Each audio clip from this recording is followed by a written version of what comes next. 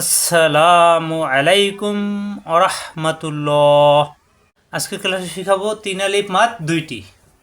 এক নম্বর মাদে মুনফাসিল, দুই নম্বর মাদে আরদি। এই মাদে মুনফাসিল আমরা জানি এই উপরে বক্ররেখা দেখলে তিন আলিফ টানতে হয়, আর মাদে আরদি মাদের হরফের বাম পাশে অক্ষ হলে তিন আলিফ টানতে হয়। এই মাদে মুনফাসিল এবং মাদে আরদি চিনতে হলে আমাদেরকে মূল মাদ চিনতে হবে। মূল মাদ কয়টি? 6টি। জবরের বামে খালি আলিফ, জেরের বামে ইয়া সাকিন, পেশের বামে অ সাকিন, খারা জবর, খারাজের উল্টা পেশ। এই 6টা মূল মাদ চিনতে হবে, সবাই ভালোভাবে খেয়াল করুন। এই 6টা মূল মাদের উপরে ভিত্তি করে মাদে মুনফাসিল তিন আলিফ টান, মাদে আরদি তিন আলিফ টান হবে। সবাই মুখস্থ করুন। জবরের বামে খালি আলিফ, জেরের বামে ইয়া সাকিন, পেশের বামে অ সাকিন, খারা জবর, খারাজের উল্টা পেশ। এই 6টা মূল মাদ প্রত্যেকটা এক আলিফ করে টান। এক আলিফ টান কি? দুইটা হরকত পাশাপাশি থাকলে, অর্থাৎ বাজাবর বা এরকম পাশাপাশি যদি দুইটা হরকত থাকে তাহলে উচ্চারণ করতে যে সময় লাগে একে বলা হয় এক আলিফ মাদ। আর তিন আলিফ মাদ ঠিক ওইরকমই 6টা হরকত পাশাপাশি থাকলে ওই 6টা হরকত একটা একটা করে বা বা বা বা বা বা এরকম উচ্চারণ করতে 6টা হরকত যে সময় লাগে এই সময়টাকে বলা হয় তিন আলিফ মাদ, অর্থাৎ তিন আলিফ পরিমাণ টান লম্বা করে পড়া। আশা করি বুঝতে পারছেন মাদ। তাহলে মূল মাদ 6টা আমাদেরকে মুখস্থ থাকতে হবে এই দুটোটা চিনতে হলে। মূল মাদের বাম পাশে যদি এই যে দেওয়া আছে মূল মাদের বামে লম্বা হামজা আসলে, অর্থাৎ আলিফকে লম্বা হামজা বলা হয়, কিন্তু খালি আলিফ নয়, সবাই ভালোভাবে বুঝুন। এই আলিফের উপরে হরকত থাকতে হবে, আলিফের উপরে জবর, জের, পেশ অথবা তানবিন যাই থাকুক আলিফের সাথে কোনো কিছু যুক্ত থাকতে হবে, তাহলে এই আলিফকে বলা হবে লম্বা হামজা। এটাকে বলা হয় লম্বা হামজা, আর হামজাকে বলা হয় গোল হামজা। এই লম্বা হামজা যদি এই 6টা মাদের হরফের বাম পাশে আসে তখন মাদে মুনফাসিল হয়, অর্থাৎ তিন আলিফ টান হয়। আর উপরে এই সংখ্যাটা থাকলে তিন আলিফ টানতে হবে। আশা করি বুঝতে পারছেন মাদে মুনফাসিল। আর মাদে আরদি মূল মাদের বাম পাশে, অর্থাৎ জবরের বামে খালি আলিফ, জেরের বামে ইয়া সাকিন, পেশের বামে অ সাকিন, খারা জবর, খারাজের উল্টা পেশ। এই 6টা মূল মাদের বাম পাশে হরফে অক্ষ হলে বা থামলে তিন আলিফ টানতে হয়। তিন আলিফ জবর সা, মাদের হরফে এক আলিফ টান। এই যে জবরের বামে খালি আলিফ, এখানে জেরের বামে ইয়া সাকিন থাকতে পারে, পেশের বামে অ সাকিন থাকতে পারে, খারা জবর, খারাজের উল্টা পেশ থাকতে পারে, যাই থাকুক এর বাম পাশের হরফে অক্ষ হলে এই হরফে সাকিন হয়ে যাবে মনে মনে। এই হরফে যাই থাকুক সব বাত হয়ে এখানে সাকিন হয়ে যাবে। সাকিন হয়ে গেলে তখন এই মাদের হরফকে এক আলিফ টানকে তিন আলিফ টানতে হবে। এখানে সাবা, এখানে দেওয়া আছে সাবা, তখন পড়তে হবে সাবে, বাই সাকিন কলকাল হয়ে যাবে তখন, কিন্তু তিন আলিফ টানতে হবে। অক্ষ হলে, অক্ষ না হলে কিন্তু সাবা, তখন কিন্তু অন্য আয়াতের সাথে মিলিয়ে পড়তে হবে অক্ষ না হলে, আর অক্ষ করলে তখন তিন আলিফ টান হবে। এটাকে বলা হয় মাদে আরদি। মাদের হরফের পর হরফে অক্ষ হলে মাদে আরদি তিন আলিফ টানতে হয়। আশা করি বুঝতে পারছেন। এখন আমরা বই থেকে অর্থাৎ কোরআন থেকে আরও বিস্তারিত ক্লিয়ার করব। সবাই খেয়াল করুন তিন আলিফ মাদের পরিচয়। এই যে উপরে বাঁকা চিহ্ন আমরা সবাই এটাকে চিনি, এটা তিন আলিফের সংকেত মাদে মুনফাসিল। উপরের 3 বাঁকা চিহ্নটিকে চিকন চিহ্ন বলে। এই চিহ্নটি মাদের হরফ অথবা হরকতের উপর বসিয়ে এক আলিফ মাদকে 3 আলিফ বোঝানো হয়। প্রথম শব্দে মাদের হরফ বা হরকত হলে আর দ্বিতীয় শব্দের শুরুতে আলিফ হামজা হলে, অর্থাৎ আলিফের উপরে কোনো কিছু যুক্ত হলে, আমি বলছিলাম এটাকে লম্বা হামজা বলা হয়। এই লম্বা হামজা থাকলে তখন প্রথম শব্দের এক আলিফ টানের মাদটিকে 3 আলিফ টান হয়ে যায়। এটা বোঝানোর জন্য মাদের হরফ অথবা হরকতের উপর এই 3 বাঁকা চিকন চিহ্নটি বসানো হয়, যাতে করে শিক্ষার্থীরা সহজেই 3 আলিফ টানটি চিনতে পারে।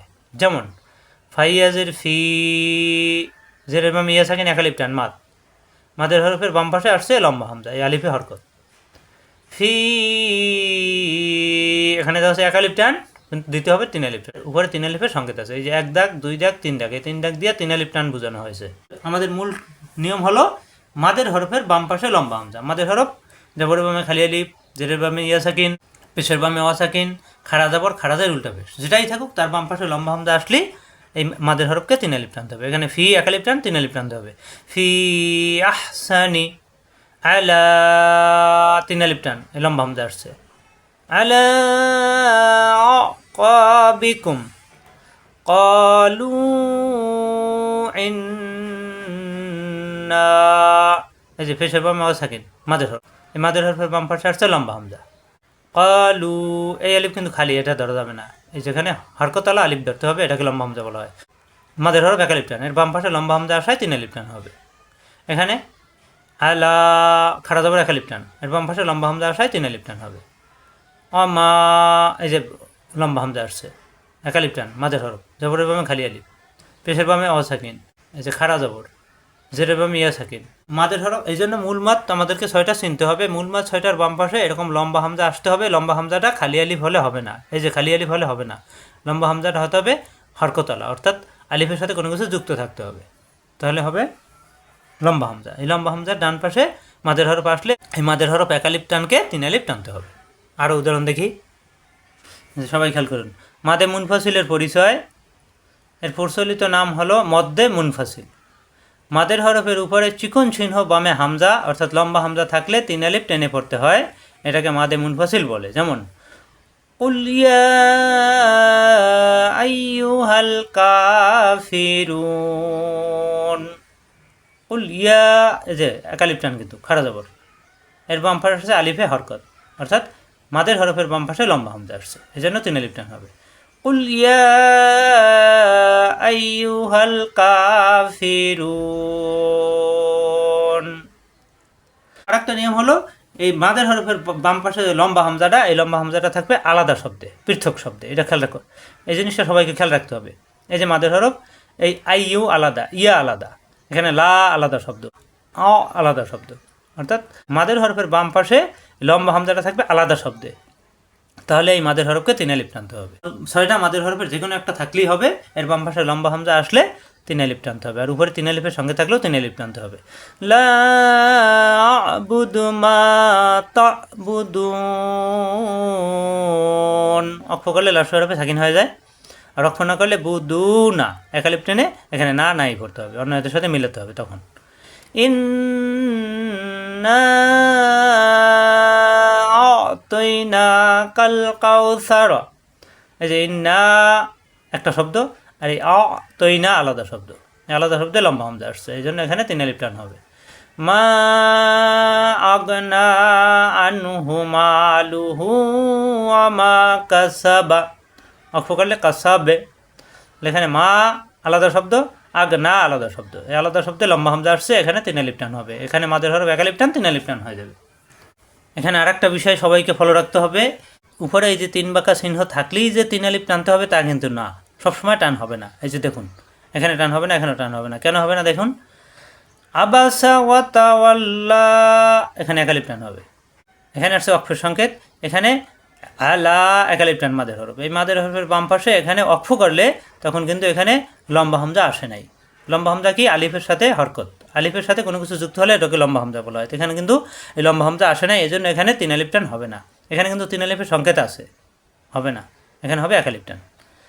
আবাসা ওয়া তাওয়াল্লা, এক আলিফ টান, আবাসা ওয়া তাওয়াল্লা, তখন যদি পরের আয়াতে যদি আবার লম্বা হামজা আসে অর্থাৎ আলিফে হরকত আছে, এরকম যদি মিলিয়ে পড়ি তখন 3 আলিফ টান হবে। আবাসা ওয়া তাওয়াল্লা, তখন 3 আলিফ টান হবে, আর এখানে অক্ষ করলে এক আলিফ টান হবে। ওমা ইউদরিকা লাআল্লাহু ইয়াতাযাক্কা, এক আলিফ টান হবে অক্ষ করলে, অক্ষ না করলে তখন পরের আয়াতে যদি লম্বা হামজা আসে তখন 3 আলিফ টান হবে। এই 3 আলিফ টান সংকেত থাকা সত্ত্বেও অক্ষ করলে অর্থাৎ অক্ষের হরফে মাদের হরফ থাকলে এক আলিফ টানতে হবে, আর লাস্টে খালি ইয়া পড়তে হয় না। অতাওয়াল্লা, লা এক আলিফ টান। এখানে ওমা ইউদরিকা লাআল্লাহু ইয়াযাক্কা, এই কাফে এক আলিফ টান, এখানে ইয়া খালি পড়া লাগবে না, খালি ইয়ার ডান পাশে মাদের হরফ থাকলে অর্থাৎ এক আলিফ টান থাকলে এক আলিফ টানতে হয়, আর এখানে 3 আলিফের সঙ্গে থাকা সত্ত্বেও 3 আলিফ টান হবে না, কারণ এখানে অক্ষ হবে, এই কারণে।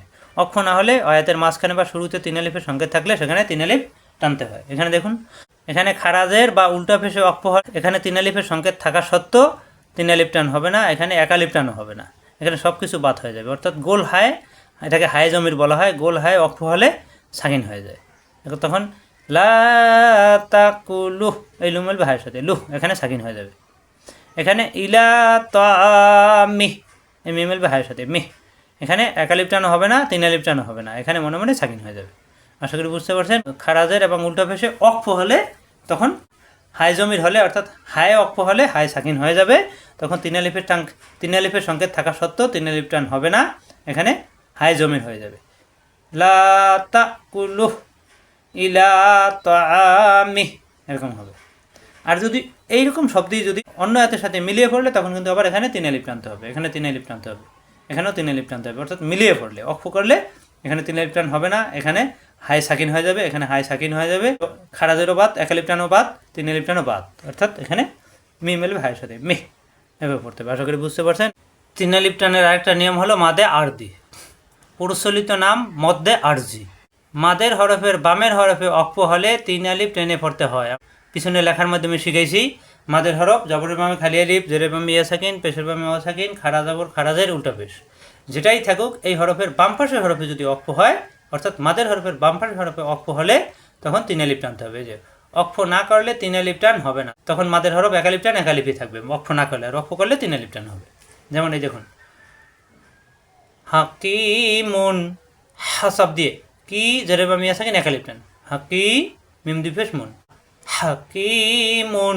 এখানে আসছে অক্ষের সংকেত, অর্থাৎ অক্ষে তাম। এখানে আমরা অক্ষ করবো, অক্ষ করলে তখন এই কি মিলবে মিমের সাথে, মিমে সাকিন হয়ে যাবে, 2 পেশ বাদ, হাকিম 3 আলিফ টান হবে। অক্ষ না করলে হাকিমুন পরে অন্য হাতের সাথে মিলাতে হবে, অক্ষ করলে হাকিম 3 আলিফ টান হবে। শাহিদুন যেরকম ইয়া সাকিন 1 আলিফ টান মাদের হরফ, এই মাদের হরফে পরের হরফে অক্ষ হলে মাদের দিয়ে 3 আলিফ টান হয়ে যাবে। শাহিদ তখন 2 পেশ বাদ এখানে সাকিন হয়ে যাবে, দাল সাকিন কলকাল হয়ে যাবে। অক্ষ না করলে শাহিদুন তখন এখানে 1 আলিফ টান থাকবে, অক্ষ না করলে মিলিয়ে পড়লে, আর অক্ষ করলে 3 আলিফ টান হবে। হিসাবুন এখানে আসছে অক্ষের সংকেত, অক্ষ করলে হিসাব বা সাকিন কলকাল হয়ে যাবে, আর অক্ষ না করলে হিসাবুন এরপর অন্য আয়াতের সাথে মিলাতে হবে, অক্ষ না করলে। ইয়ফ আলুনা এখানে অক্ষ করলে লু মিলবে নুনের সাথে, পেশের বামে সাকিন মাদের হরফ, মাদের হরফের পরের হরফে অক্ষ হলে এই লাস্ট হরফে সাকিন হয়ে যাবে, আর লু মিলবে নুনের সাথে, লুন মাদের দিয়ে 3 আলিফ টান। ইয়ফ আলুন অক্ষ না করলে ইয়ফ আলুনা। মুফলিহুনা এখানে অক্ষ করলে মুফলিহুন,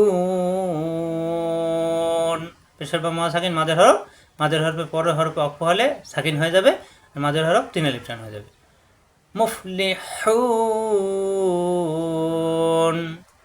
তদলিলুন অক্ষ করলে তদলিল 2 পেশ বাদ এখানে সাকিন, আর এখানে 1 আলিফ টান 3 আলিফ টান হয়ে যাবে, তদলিল। এটাকে বলা হয় মাদে আরদি। মাদের হরফের বাম পাশের হরফে অক্ষ হলে 3 আলিফ টান হয়ে যাবে, আর মাদের হরফগুলো আমাদের চিনতে হবে। এখানে দেখুন মালিকিন নাসি, এখানে অক্ষ করলে এখানে নুনে তার যে 2 বার, পরে নুনে জবর, বাম পাশে খালি আলিফ, মাদের হরফ, এই না সি, এই না মিলবে সিনের সাথে, অক্ষ করলে নাস 3 আলিফ টান হয়ে যাবে। মালিকিন নাস মাদের হরফের পরে হরফে অক্ষ, মাদের দিয়ে 3 আলিফ টান। ইলাহিন নাস অক্ষ না করলে ইলাহিন নাসি, অর্থাৎ মাদের হরফকে অক্ষ করলে 3 আলিফ টান হবে, আর অক্ষ না করলে মাদের হরফ 1 আলিফ টান 1 আলিফই থাকবে। এই অক্ষ করলে এটা হয়ে যাবে মাদে আরদি, লাস্টের হরফে সাকিন হয়ে যাবে। আর রহমানির রহিম অক্ষ করলে হি 1 আলিফ টান 3 আলিফ টান হয়ে যাবে। আর রহমানির রহিম মালিক ইয়াউমিদ্দিন লাস্টের হরফে সাকিন হয়ে যাবে, দি 1 আলিফ টান 3 আলিফ টান হয়ে যাবে মাদে আরদি। অর্থাৎ মাদের হরফ আমাদেরকে মুখস্থ থাকতে হবে। মাদের হরফের পরের হরফে অক্ষ হলে মাদে আরদি, আর মাদের হরফের পরের হরফে লম্বা হামজা আসলে হবে মাদে মুনফাসিল। কুল ইয়া আইয়ুহাল কাফিরুন পেশা বা সাকিন মাদের হরফ, পরের হরফ অক্ষ, মাদে আরদি 3 আলিফ টান। ওয়ায়ামনাউনাল মাউন অক্ষ, উ 1 আলিফ টান, এখানে 3 আলিফ টান হয়ে যাবে, উন লাস্ট হরফে সাকিন হয়ে যাবে, আরদি সাকিন। এটাকে বলা হয় মাদে আরদি। আর্দর্থ মনে মনে ধরা সাকিনকে বলা হয় মাদে আরদি। আর্দর্থ মনে মনে ধরা সাকিন অর্থাৎ আর্দে সাকিন। আর্দে সাকিন হলো লাস্টের হরফে মনে মনে সাকিন অর্থ হয়, জবর জের পেশ, 2 জের 2 পেশ সব বাদ হয়ে মনে মনে সাকিন হয়ে যায়, এটাকে বলা হয় আর্দে সাকিন। আশা করি বুঝতে পারছেন। 3 আলিফ মাদ 2টি, মাদে আরদি এবং মাদে মুনফাসিল। আজ এ পর্যন্তই। আসসালামু আলাইকুম ওয়া রাহমাতুল্লাহ।